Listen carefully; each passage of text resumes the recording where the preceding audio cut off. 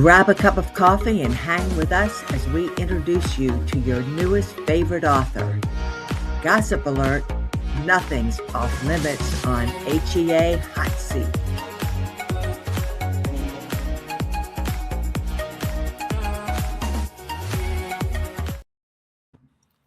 Hi, Grace. Welcome to HEA Hot Seat. We're so happy to have you.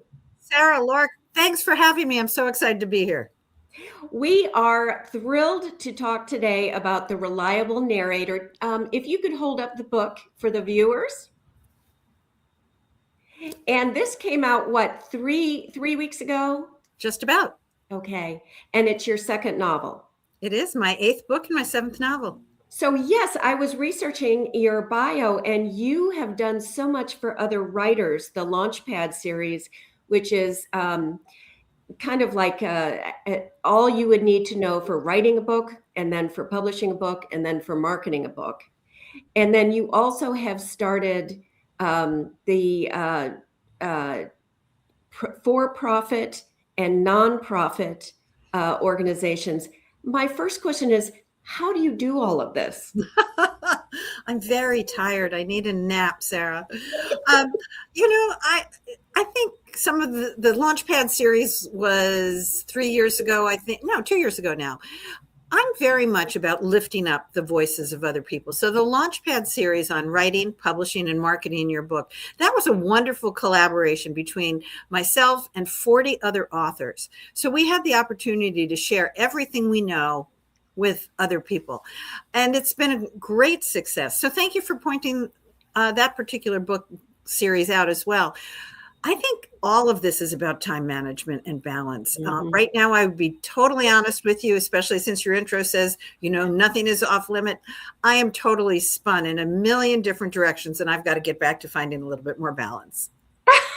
It's that ADHD. We've both read your book and enjoyed it very much. But for our audience, will you tell us what it's about? Well, thank you. I'm so glad you enjoyed it. The Reliable Narrator is about Darby Small, who is a ghostwriter, and she hides behind everybody else's story because she doesn't believe she has one of her own, until her very flamboyant, very fabulous friend, Phoebe Zaslav, decides that they have to come out of their own private stories and tell their story together. And it's a bit of urgency because Phoebe is about to die. And that was a fabulous way to introduce this. I also wanted to your either research or your experience in the whole area of ghostwriting captured me. I always wanted to know about it. And like you have Phoebe with 4 or 5 whiteboards behind her, and everybody that she is ghostwriting for has their questions and where they're at in their project. And speaking of time management, it was so shocking to me that a ghostwriter wouldn't just laboriously work on one novel like we do, and that they have all these projects going. How did you find that out? I always wanted to write about ghostwriting for about, I would say the last 4 years. I have a friend who is a New York Times bestseller, and she makes most of her money, her earnings, as a ghostwriter. And that totally enthralled me, that someone who had reached that level would also then need to do other things. And many of the writers that we know do other things, right? They coach, they do podcasts, they do so many other things. But this whole concept of actually having to be a ghostwriter enthralled me. And I was very fortunate in that New York Times bestseller threw me some work at one point. And I began to learn a little bit about what it's like to ghost for somebody else. How do you put yourself inside their head, and how do you have them inside your head in a way that their emotions splash upon the page? So right, and that synergy. Yes, that and the fact that I'm totally addicted to Post-it notes myself really helped.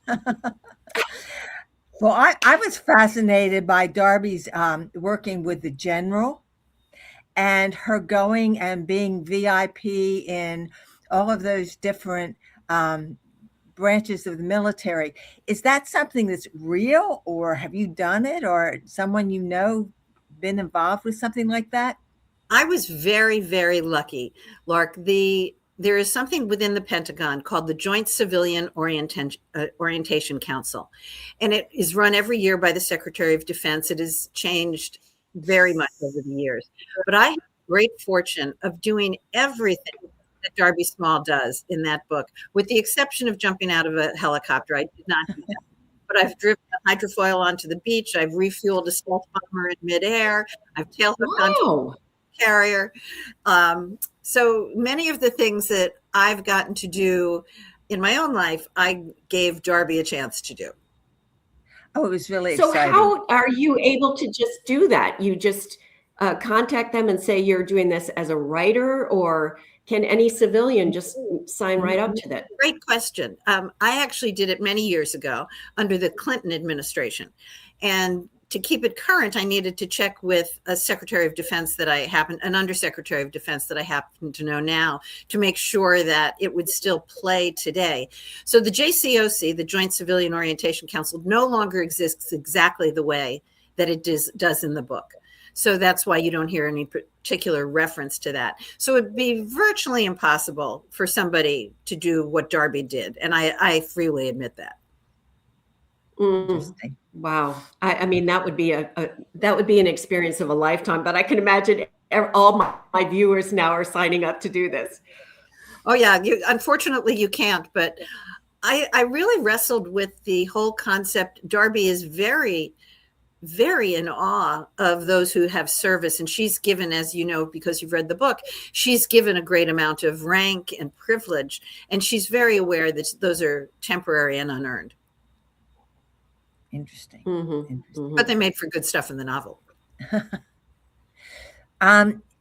Did you spend time in New Mexico? Because it seemed so authentic. Your descriptions of the life there and Phoebe's life there, and I spent quite a bit of time in a past life in Albuquerque and Santa Fe and Los Alamos, and it just rang so true. Is that a place that you spend a lot of time? Thank you. I'm so glad it does, because when I write, I want the place that I write about to be just as real as the people. I want you to be able to walk into Phoebe's kitchen and know where she keeps the coffee. I want you to be able to see the light coming through the windows. The same thing with Darby's house. I want you to know exactly what the water sounds like when it slaps against the boat that she rows in the pond. So those are two places I do spend time. I've spent a lot of time in Croton-on-Hudson, which is a beautiful small town outside of New York City. And then I have family in Albuquerque, and the lush North Valley of Albuquerque is just magnificent and magical. And then, of course, the Sandia Mountains change color, and Sandia means watermelon in Spanish. And the colors change all day long. And that's, the sandias are called watermelon because at night, at a certain time of day, they turn red. Interesting. Interesting. It was I didn't an think I ever absolutely knew that. beautiful story. Thank Yeah, you. your descriptions were so well done. And I don't even mean the nature, which was, but you would talk about the food that they ate, and then you have recipes in the back of the book. I hope that's not a spoiler alert. Not at all. And I really also I also liked all the drafts that you had these two friends and one of the daughters go through of things that came to their mind, and it would be something that I would have to stop reading just to process how beautiful that was, and how the grace that things came out. Because this is talking about childhood memories for one of them, and a bad marriage for another, but all of it still had the philosophical women speaking out and not holding on to secrets. And you did such a fabulous job. Is this partly because you have done so much in your background with women issues and women's shelters and things like that? Yes, and there's no spoiler alert. You can download all the recipes and many things on my website, which if you're viewing this as opposed to listening to it is at the bottom of my picture. It's gracesammon.net. And so help yourself to all the recipes and have fun. I love going to book clubs, virtually and in person. So I put those in there for exactly that reason. In terms of your more important question about women's issues, I deal with the Guardian Ad Litem Network, which is called CASA in some states. And it's people who are volunteers who work around legal issues for children who have been abused and neglected. That's an issue near and dear to my heart. I have experienced abuse in multiple ways in my own life. And I thought it was very important to talk about in a respectful way, in a way that uplifted people, about what is the cycle of abuse? What is the generational impact of that? What is the generational impact of silence and being silenced? So I wanted to raise, we mentioned it earlier, whether it's around this issue or authors' voices. I think for me, my hallmark is very much lifting up other people's voices. So I wanted to make that part of the story as well. You know, your podcast is going to be focused on happily ever after. So there's also very much a redeeming, uplifting, reinventing, resilience part of this book. And so for the listeners of your podcast, I don't want them to think too much that we're leaning into a book which has a very heavy message, which it does, but it's also very much about resilience. And the purging of secrets and the coming together of women and mothers and daughters and all of the communication that's needed. I mean, it was so well written. I'm sorry I'm gushing like this. Gush away. I'm very flattered. Thank you.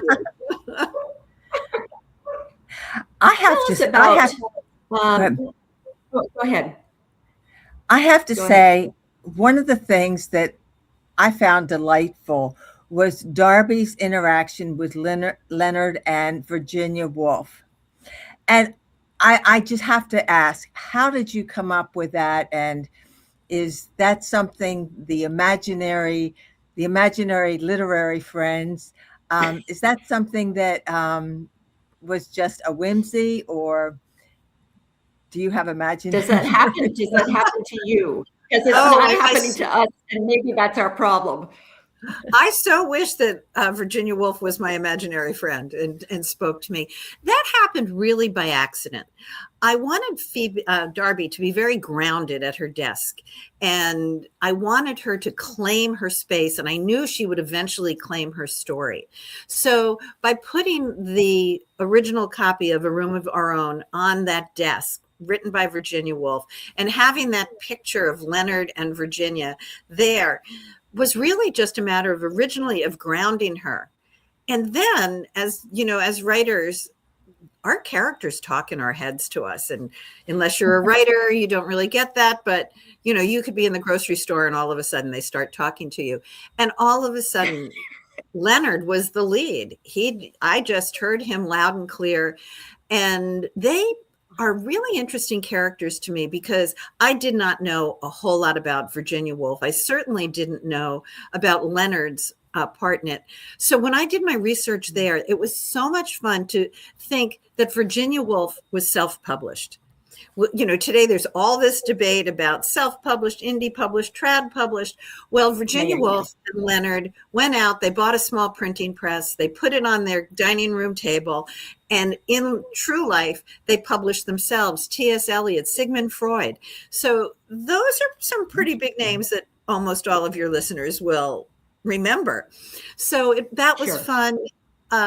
They add, I think, an incredible amount of levity to the story, even though Virginia, right? Yeah.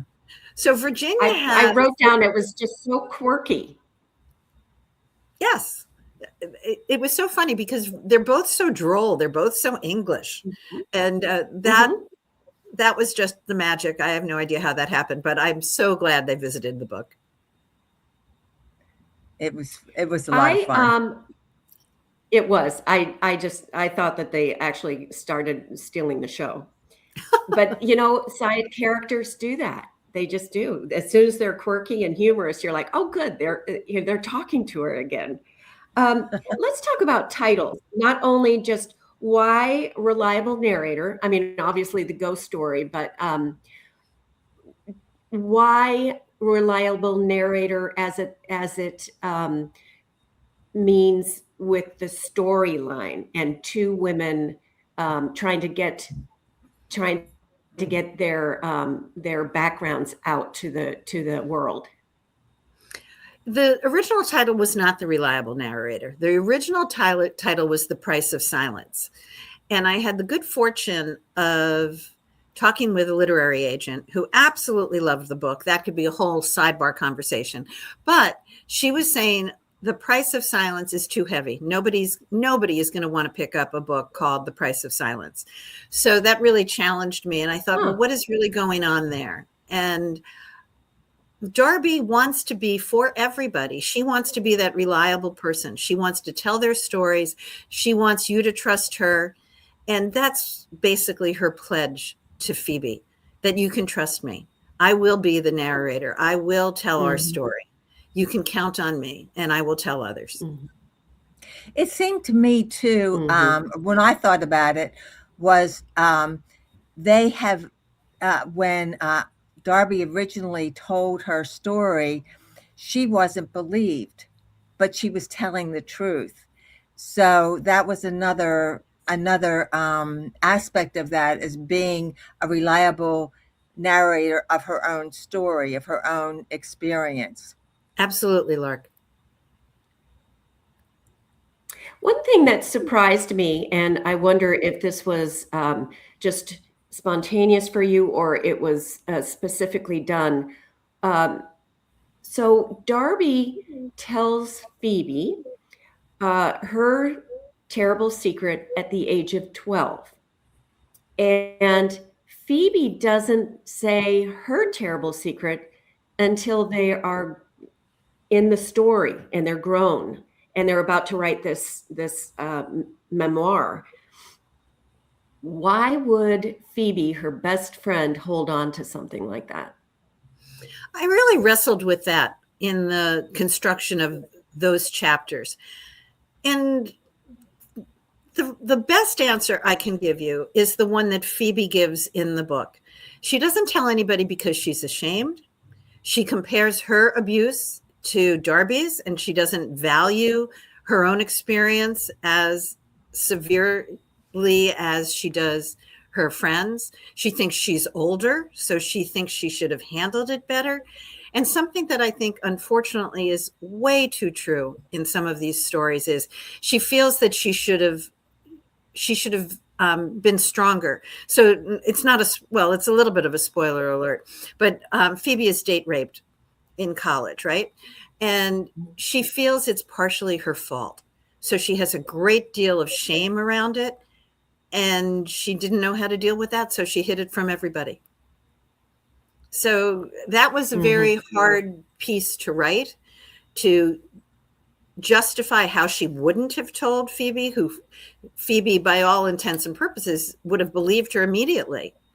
But I wanted to Darby. also, yes, Darby would have believed Phoebe immediately. But I wanted to play with that and to share that aspect of guilt and shame, which far too often accompanies a situation like this. And it should never. Yeah, and holding on. Yeah, holding on. It was so well done. Again, we are needing to wrap up. What is next for you? Oh, I'm very involved in the Women's National Book Association and Florida chapter. That's a new endeavor for me. I'm very excited about that. And I've got another book in the works called Honestly David. And it's about a woman who's in love with and married to a pathological liar. Oh, she's married to a pathological liar? That sounds great. We'll see where it goes. we can't wait for that one. Thank you. Thank you very much for being with us. Sarah, Lark, congratulations on your show. Thanks for having me. Take care. Thank you for being here. Bye-bye. Thank you. Bye-bye.